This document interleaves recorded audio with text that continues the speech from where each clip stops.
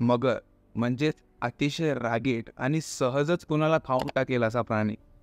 अगदीच वाघाला देखील खाताना आपण एखादी व्हिडिओ मगरीची बघितली असालच. WhatsApp किंवा YouTubeवरती कधी ना कधी आली असेलच. थोडक्यात काय तर मगर हा पूर्णपणे मांसाहार खाणारा प्राणी आहे. पण तुम्ही शाकाहारी आणि संस्कारी मगरीबद्दल कधी ऐकलंय? नसेल तर मी आज तुम्हाला सांगतो. नमस्कार, मी मिराज भगत. रोमो टॉक्समध्ये तुम्हा सर्वांचं स्वागत आहे.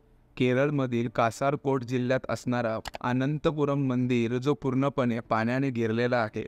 म्हणजेच एका तळ्यात हा मंदिर आहे आणि त्याच मंदिराची रक्षा करण्यासाठी सज्ज असणारी मगर म्हणजे पाविया मगर.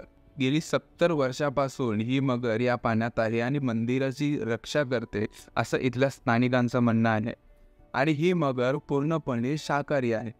पुजाऱ्यांकडून दिला जाणारा प्रसाद आणि भाविक भक्तांकडून दिला जाणारा प्रसाद हाच या मगरीचा एक खाण्याचा स्रोत आहे.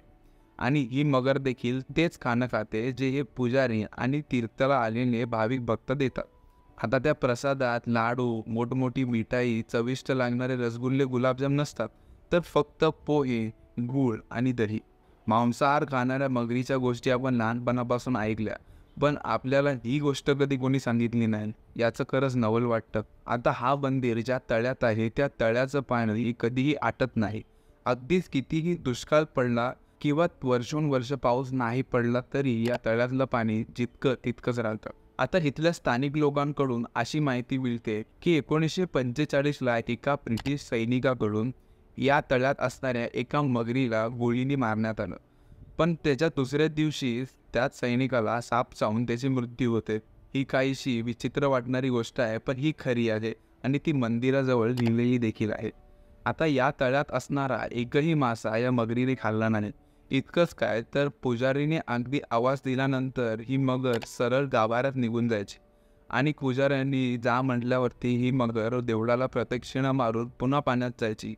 आता हे सगळं करून सुद्धा एकाही दर्शन घेणाऱ्या भक्ताला ही मगर चावलेली नाही किंवा ती राखे. काही महिन्यांपूर्वीच म्हणजेच अगदी ऑक्टोबरमध्ये बाबिया मगरीचं दुःखद निधन झालं. तिला अगदी काचेच्या पेटीत ठेवण्यात आलं आणि तिथून तिची अंत्ययात्रा स्मशानभूमीपर्यंत नेण्यात आली.